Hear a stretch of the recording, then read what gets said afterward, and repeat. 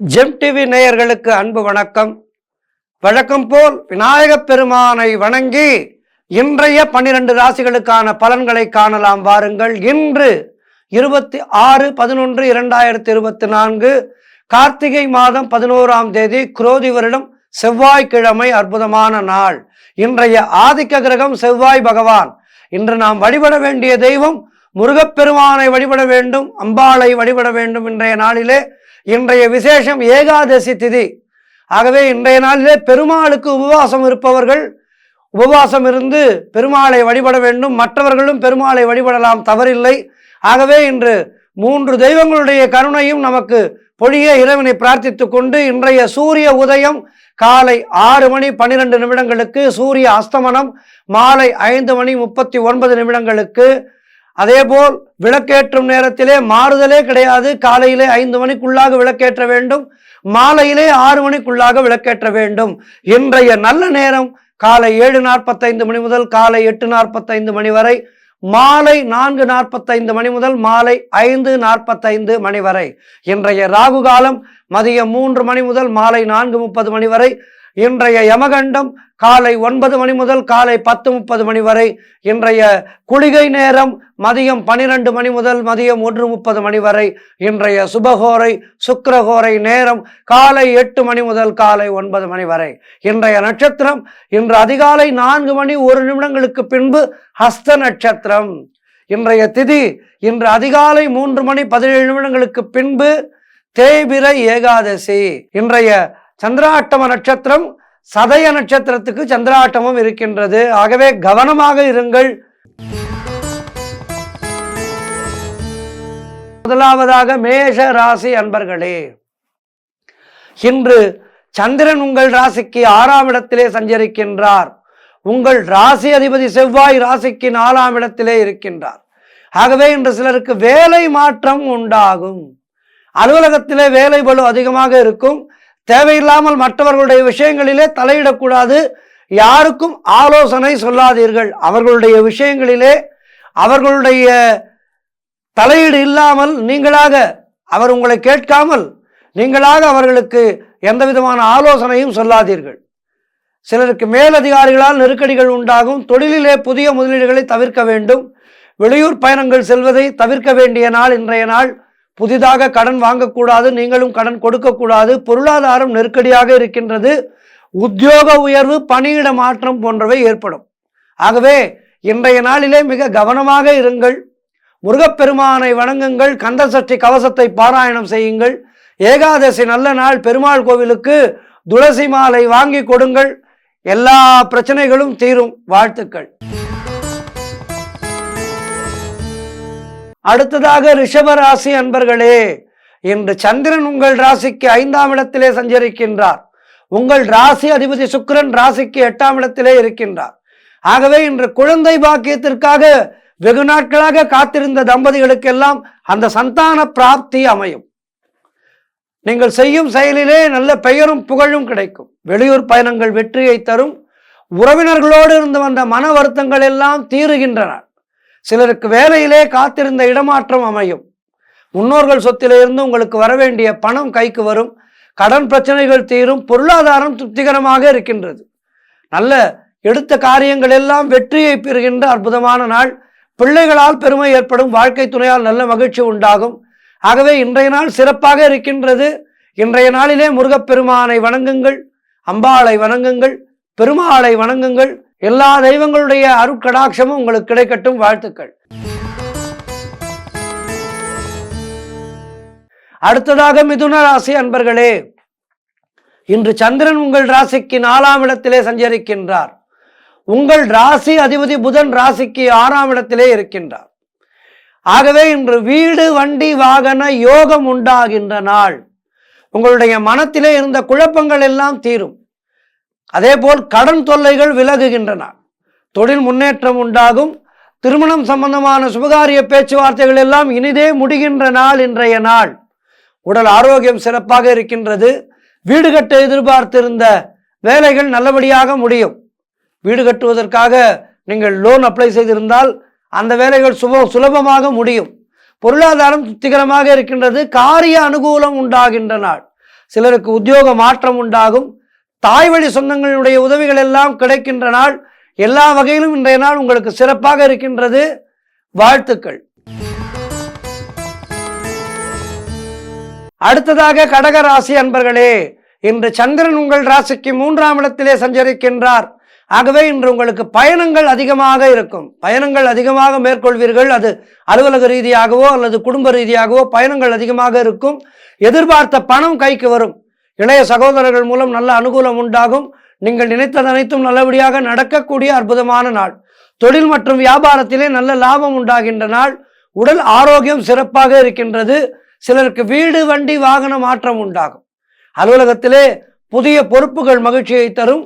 திருமணம் சம்பந்தப்பட்ட சுபகாரிய பேச்சுவார்த்தைகள் இனிமையாக முடியும்.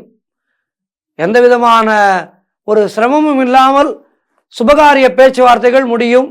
அதேபோல் நண்பர்கள் மற்றும் உறவினர்கள் மூலம் நல்ல ஆதாயம் உண்டாகின்ற நாள். சிலருக்கு உத்தியோக உயர்வு, பதவி உயர்வு, இடமாற்றம் எல்லாம் கிடைக்கும். குழந்தைகளால் மகிழ்ச்சி உண்டாகின்ற நாள். காரிய தடைகள் விலகும். கூட்டு தொழிலிலே நல்ல லாபம் ஏற்படுகின்ற நாள். எல்லா வகையிலும் இன்றைய நாள் சிறப்பாக இருக்கின்றது. முருகப்பெருமானை வணங்குங்கள், பெருமாளை வணங்குங்கள். வாழ்த்துக்கள்.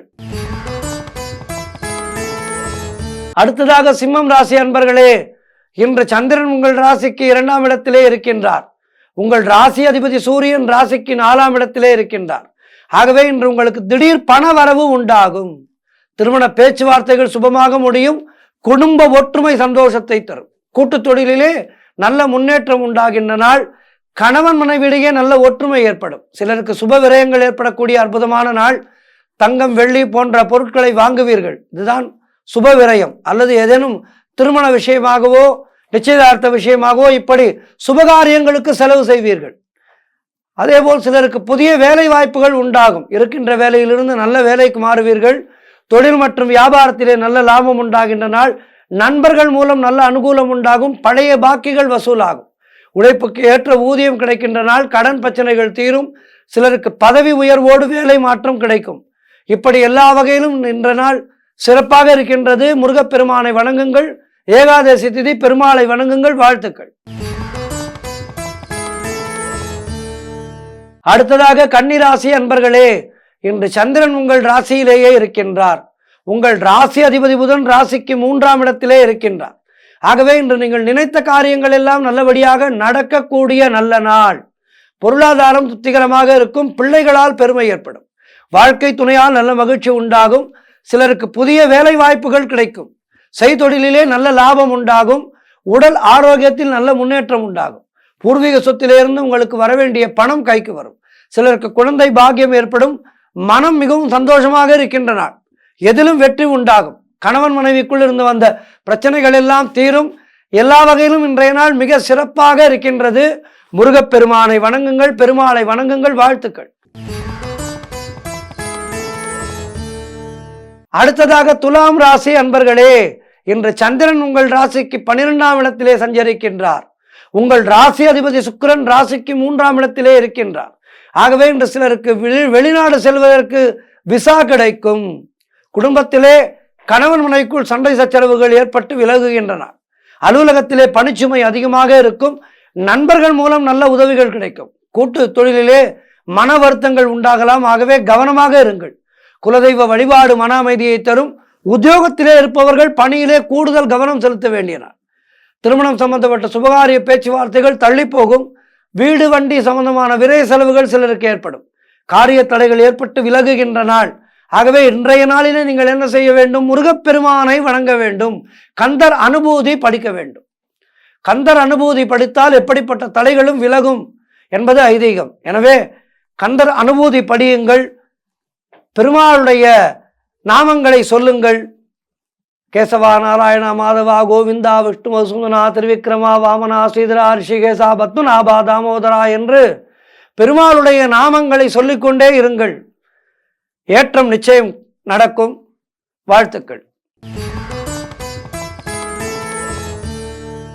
அடுத்ததாக விருச்சிக ராசி அன்பர்களே, இன்று சந்திரன் உங்கள் ராசிக்கு 11ஆம் இடத்திலே இருக்கின்றார். உங்கள் ராசி அதிபதி செவ்வாய் ராசிக்கு 9ஆம் இடத்திலே இருக்கின்றார். ஆகவே இன்று நீங்கள் நினைத்ததெல்லாம் நல்லபடியாக நடக்கக்கூடிய நல்ல நாள். உங்களுடைய முன்னோர்கள் ஆசீர்வாதம் உங்களுக்கு கிடைக்கும் பரிபூர்ணமாக. கணவன் மனைவி இடையே நல்ல ஒற்றுமை அதிகரிக்கும். குழந்தைகளால் மகிழ்ச்சி உண்டாகின்றன. உறவினர்களால் ஆதாயம் உண்டாகும். தந்தை வழி சொத்து கைக்கு வருகின்ற நாள். புதிய முயற்சிகள் வெற்றியை தரும். சிலருக்கு குழந்தை பாக்கியம் உண்டாகும். உங்களுடைய காரியங்கள் யாவும் வெற்றி அடைகின்ற நாள். உத்தியோகத்திலே சம்பள உயர்வு, பதவி உயர்வு போன்றவை கிடைக்கும். திருமண பேச்சுவார்த்தைகள் சுபமாக முடியும். சிலருக்கு புதிய வேலை வாய்ப்புகள் உண்டாகும். எல்லா வகையிலும் இன்றைய நாள் சிறப்பாக இருக்கின்றது. வாழ்த்துக்கள். முருகனை வணங்குங்கள், பெருமாளை வணங்குங்கள். அடுத்ததாக தனுசு ராசி அன்பர்களே, இன்று சந்திரன் உங்கள் ராசிக்கு 10ஆம் இடத்திலே சஞ்சரிக்கின்றார். உங்கள் ராசி அதிபதி குரு ராசிக்கு 6ஆம் இடத்திலே இருக்கின்றார். ஆகவே இன்று தொழிலிலே நல்ல லாபம் ஏற்படும். நீங்கள் எடுக்கின்ற முயற்சிகள் அனைத்தும் வெற்றியை பெறுகின்ற நாள். எதிர்பார்த்த பணம் கைக்கு வரும். சுபகாரிய தடைகள் நீங்கி உங்களுடைய சுபகாரியம் தொடர்பான முயற்சிகள் எல்லாம் வெற்றியை பெறுகின்ற நாள். வேலை இல்லாதவர்களுக்கு நல்ல வேலை கிடைக்கும். உழைப்புக்கு ஏற்ற ஊதியம் கிடைக்கின்ற நாள். கடன் பிரச்சனைகள் முற்றிலுமாக தீரும். சகோதர ஒற்றுமை அதிகரிக்கும். பொருளாதார வளர்ச்சி உண்டாகும். குடும்ப ஒற்றுமை சந்தோஷத்தை தரும். காரிய தடைகள் எல்லாம் விலகி வீடு வண்டி வாகன மாற்றம் ஏற்படும். சிலருக்கு குழந்தை பாக்கியம் உண்டாகும். எல்லா வகையிலும் இன்றைய நாள் ஏற்றமான நாள், மாற்றமான நாள். ஆகவே இன்றைய நாளிலே முருகப்பெருமானை வணங்குங்கள், பெருமாளை வணங்குங்கள். வாழ்த்துக்கள். அடுத்ததாக மகர ராசி அன்பர்களே, இன்று சந்திரன் உங்கள் ராசிக்கு 9ஆம் இடத்திலே இருக்கின்றார். உங்கள் ராசி அதிபதி சனி ராசிக்கு 2ஆம் இடத்திலே இருக்கின்றார். ஆகவே இன்று உங்களுக்கு சகல பாக்கியங்களும் உண்டாகின்ற நாள். எல்லா விதமான பாக்கியமும் ஏற்படும் இன்றைய நாளிலே. புதிய தொழில் முயற்சிகள் வெற்றியை தரும். கணவன் மனைவியிடையே நல்ல ஒற்றுமை உண்டாகும். நினைத்த காரியங்கள் நினைத்தபடி நடக்கும். கூட்டு தொழிலிலே நல்ல லாபங்கள் ஏற்படக்கூடிய நாள். வேலை மாற்றம் சிலருக்கு ஏற்படும். பொருள் வரவு, தனலாபம் அதிகரிக்கின்ற நாள். சிலருக்கு திடீர் அதிர்ஷ்டம் ஏற்படும். தொழில் மற்றும் வியாபாரத்திலே எதிர்பாராத வளர்ச்சி உண்டாகும். திருமணம் சம்பந்தமான சுபகாரிய பேச்சுவார்த்தைகள் இனிதே முடியும். சிலருக்கு தந்தை வழியிலே நல்ல அனுகூலம் உண்டாகும். கடன் தொல்லைகள் விலகும். நண்பர்கள் மூலம் எதிர்பார்த்த உதவிகள் தக்க சமயத்திலே கிடைக்கின்றன. எல்லா வகையிலும் இன்றைய நாள் சிறப்பாக இருக்கின்றது. ஆகவே இன்றைய நாளிலே முருகர் கோவிலுக்கு சென்றுங்கள். பெருமாள் ஆலயத்துக்கு சென்று பெருமாளை வழிபடுங்கள். வாழ்த்துக்கள். அடுத்ததாக கும்பராசி அன்பர்களே, இன்று சந்திரன் உங்கள் ராசிக்கு 8ஆம் இடத்திலே சஞ்சரிக்கின்றார். உங்கள் ராசி அதிபதி சனி ராசியிலேயே இருக்கின்றார். ஆகவே இன்று உங்களுக்கு சந்திராஷ்டம நாள். புதிய முயற்சிகளை தள்ளி போடுவது நல்லது. கணவன் மனைவிக்குள் இருந்து வந்த வாக்குவாதங்கள் அதிகரிக்கும். ஆகவே கணவன் மனைவியிடையே நல்ல ஒரு புரிந்து உணர்வோடு விட்டு கொடுத்து செல்வது நல்லது. வெளியூர் பிரயாணங்களை தவிர்க்க வேண்டும். சிலருக்கு பணிச்சுமை அதிகமாக இருக்கும். குலதெய்வ வழிபாடு அமைதியை தரும். வீண் வாக்குவாதங்களை எல்லாம் தவிர்க்க வேண்டிய நாள். நீ பெரியவன், நான் பெரியவன் என்று யாரோடும் சண்டைக்கு செல்லாதீர்கள். செய்தொழிலே புதிய முதலீடுகளை செய்ய வேண்டாம். இன்றைய நாளிலே அலுவலகத்திலே வேலை பளு அதிகமாக இருக்கும். கோர்ட்டு கேஸ் போன்ற பிரச்சனைகளில் இன்றைய நாளிலே ஈடுபடக்கூடாது. தேவையில்லாத அலைச்சல், மன உளைச்சல் ஏற்படக்கூடும். ஆகவே கவனமாக இருங்கள். வீணான பயத்தை தவிர்க்க வேண்டிய நாள். இன்றைய நாளிலே கந்த சஷ்டி கவசம் கேளுங்கள். கந்த குரு கவசம் பாராயணம் செய்யுங்கள். கந்தர் அனுபூதி பாராயணம் செய்யுங்கள். கந்தர் அனுபூதி பாராயணம் செய்ய செய்ய உங்களுடைய மனது அமைதியாகும். எனவே இன்றைய நாளிலே அதனை முயற்சி செய்யுங்கள். வாழ்த்துக்கள். அடுத்ததாக மீனராசி அன்பர்களே, 12 ராசிகளிலே இறுதியான ராசி மீனராசி அன்பர்களே. இன்று சந்திரன் உங்கள் ராசிக்கு 7ஆம் இடத்திலே சஞ்சரிக்கின்றார். உங்கள் ராசி அதிபதி குரு ராசிக்கு 3ஆம் இடத்திலே இருக்கின்றார். ஆகவே இன்று சிலருக்கு திருமணம் சம்பந்தமான சுபகாரிய பேச்சுவார்த்தைகள் இனிதே முடிகின்ற நாள். புதிய முயற்சிகள் வெற்றியை தரும். பொருளாதாரம் திருப்திகரமாக இருக்கின்றது. பிள்ளைகளால் பெருமை ஏற்படும். வாழ்க்கை துணையால் நல்ல மகிழ்ச்சி உண்டாகின்ற நாள். நண்பர்கள் மூலம் நல்ல அனுகூலம் உண்டாகும். சிலருக்கு வீடு வண்டி வாகன மாற்றம் ஏற்படும். பழைய பாக்கிகள் வசூலாகும். காரிய வெற்றிகள் உண்டாகின்ற நாள். பூர்வீக சொத்திலே இருந்து வந்த பிரச்சனைகள் எல்லாம் விலகும். குலதெய்வ வழிபாடு அமைதியை தரும். உறவினர்களோடு இருந்து வந்த மன வருத்தங்கள் தீரும். தொழில் மற்றும் வியாபாரத்திலே நல்ல முன்னேற்றம் உண்டாகும். அலுவலகத்திலே இருந்து வந்த நெருக்கடிகள் எல்லாம் குறையும். கடன் பிரச்சனைகள் முற்றிலுமாக தீரும். ஆகவே எல்லா வகையிலும் இன்றைய நாள் சிறப்பாக இருக்கின்றது. முருகப்பெருமானை வணங்குங்கள், பெருமாளை வணங்குங்கள். 12 ராசிக்காரர்களுக்கும் இன்றைய நாள் முருகப்பெருமான் அனுகிரகத்தினாலே சிறப்பாக இருக்க பிரார்த்தித்துக் கொள்கின்றேன். நன்றி, வணக்கம். அடுத்து ஆன்மீக தகவல். இன்றைய ஆன்மீக தகவல். இன்றைய ஆன்மீக தகவலிலே நாம் சிவபெருமானுடைய கருணையை பற்றித்தான் பார்க்க இருக்கின்றோம். மனிதர்களுக்கு மட்டும் சாபம் இல்லை. ஏதோ சாபத்தால் தான் நாம் மனிதர்களாக பிறந்திருக்கின்றோம். இந்த கலியுகத்திலே பிறந்து இத்தனை கஷ்டங்களை அனுபவித்துக் கொண்டிருக்கின்றோம். நாம் நினைத்து கொண்டிருக்கின்றோம் நமக்கு மட்டும்தான் பிரச்சனைகள் என்று. ஆனால் உண்மையில் பார்க்க போனால் ரிஷிகளுக்கு கூட சாபங்கள் ஏற்பட்டிருக்கின்றது. ரிஷிகள் கூட சாப வயப்பட்டு இங்கே மீண்டும் மீண்டும் பிறந்திருக்கின்றார்கள். இந்த இல்வாழ்க்கையை அனுபவித்திருக்கின்றார்கள். இந்த இல்வாழ்க்கையினுடைய கஷ்டங்களை எல்லாம் ரிஷிகள் கூட அனுபவித்திருக்கின்றார்கள். ஆகவே ஏதோ கஷ்டம் என்பது நமக்கு மட்டும் என்று நீங்கள் நினைத்து விடாதீர்கள். மனிதர்களுக்கு மட்டுமல்ல, நாம் புலம்பிக் கொண்டிருக்கின்றோம் ஒருவருக்கொருவர் என்றாலும் நம்மை விட அதிகம் கஷ்டப்பட்டவர்கள் இருக்கின்றார்கள். அதனால்தான் கவியரசர் கண்ணதாசன் ரொம்ப அழகாக சொன்னார், உனக்கும் கீழே உள்ளவர் கோடி நினைத்து பார்த்து நிம்மதி நாடு என்று. ஆகவே இந்த வார்த்தைகள் அவ்வளவு அர்த்தம் பொதிந்த வார்த்தைகள் நமக்காக கவியரசர் சொல்லி இருக்கின்றார். இந்த லால்குடியிலே உள்ள சிவன் கோவில், இந்த சுவாமியின் பெயர் சப்தரிஷீஸ்வரர் என்று பெயர். இந்த சப்தரிஷீஸ்வரர் என்று எதற்காக இந்த சிவனுக்கு பெயர் வந்தது என்றால், ஒரு சாபத்தினாலே அவதியுற்ற சப்த ரிஷிகளான அத்திரி, பிருகுமுனிவர், வசிஷ்டர், புலஸ்தியர், கௌதமர், ஆங்கீரசர், மரீஷி ஆகியோர் இந்த இடத்திலிருந்து முற்காலத்தில் சிவனை நோக்கி தவம் இருந்து சாபம் பெற்றார்கள். ஆகவே இப்படி சாபம் பெற்ற இந்த சப்த ரிஷிகளும் சிவனை நோக்கி தவம் இருந்து சாப விமோசனம் பெற்றனர். அதனால்தான் இங்குள்ள சிவனுக்கு சப்தரிஷீஸ்வரர் என்று பெயர் ஏற்பட்டது. சப்த ரிஷிகளுக்கு அவர்களுடைய சாபம் நீங்க அருளியதால் சப்தரிஷீஸ்வரர் என்று போற்றப்படுகின்றார். அதேபோல் சென்னை திருவான்மியூரிலே உள்ள மருந்தீஸ்வரர் கோவில், இந்த மருந்தீஸ்வரர் கோவில் வால்மீகி மகரிஷிக்கு திருநடன தரிசனம் கொடுத்த தலம். இந்த திருவான்மியூரிலே பஸ் நிறுத்தத்துக்கு அருகிலேயே பார்த்தீர்களானால் வால்மீகிக்கு ஒரு சின்ன கோவில் இருக்கும். இது பழங்காலத்து கோவில்.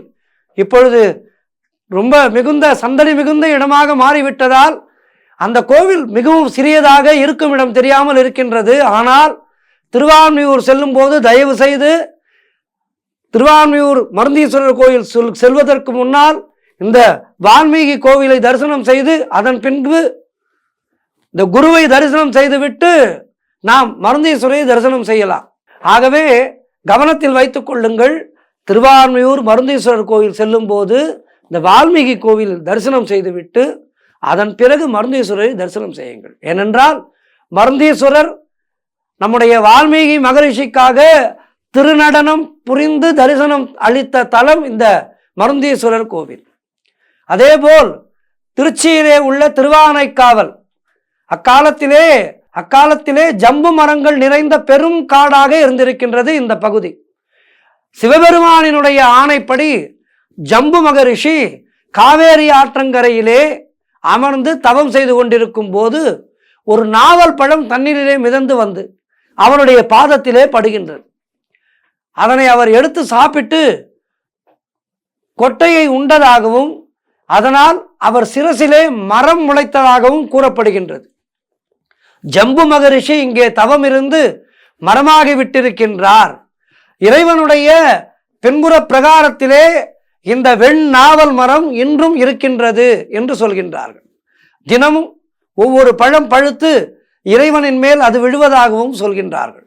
ஜம்பு மகரிஷி இறைவனை நோக்கி தவம் இருந்த இடம் என்பதால் இறைவனுக்கு ஜம்புகேஸ்வரர் என்ற திருப்பெயரும் உண்டு. அதேபோல் வசிஷ்ட மகரிஷி தினமும் சிவ பூஜை செய்யக்கூடியவர்.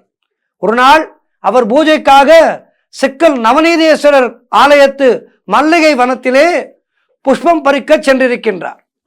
அப்போது அங்கிருந்த பால் தடாகத்தினை பார்த்து வியப்படைந்தார். இது எதனால் ஏற்பட்டது என்பதை தன்னுடைய ஞான திருஷ்டியிலே தெரிந்து கொண்டார். புஷ்பக்கூடையை கீழே வைத்துவிட்டு அந்த பால் தடாகத்திலிருந்து வெண்ணெயை திரட்டி அதை சிவலிங்கமாக செய்து பூஜை செய்திருக்கின்றார் மகரிஷி. இந்த பூஜையை முடித்துவிட்டு ஆத்ம சம்மதத்திற்காக லிங்கத்தை எடுக்கும்போது லிங்கம் வராமல் சிக்கிக்கொண்டது. அப்போது அந்த பக்கமாக வந்த கிருஷ்ண பரமாத்மா லிங்கத்தின் தலையின் மீது இருந்த வெண்ணெயை கிள்ளி எடுத்து விடுகின்றார். அந்த வெண்ணெயை அவர் உட்கொள்ளும் போகும்போது அந்த வெண்ணெய் வாயிலும் விழாமல் பூமியிலும் விழாமல் அவருடைய ஆட்காட்டி விரலுக்கும் கட்டை விரலுக்கும் இடையே சிக்கிக் கொண்டதால் இத்தலத்திற்கு சிக்கல் என்ற திருநாமம் ஏற்பட காரணமாயிற்று.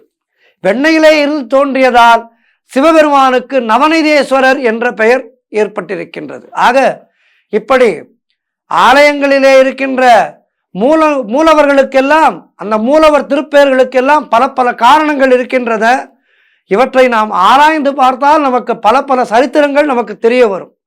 ஆகவே அற்புதமான இந்த தலங்களை எல்லாம் தரிசித்து நம்முடைய வாழ்விலே மேன்மை அடைவோம். ஓம் நம சிவாயா, ஓம் நம சிவாயா. நன்றி. மீண்டும் நாளை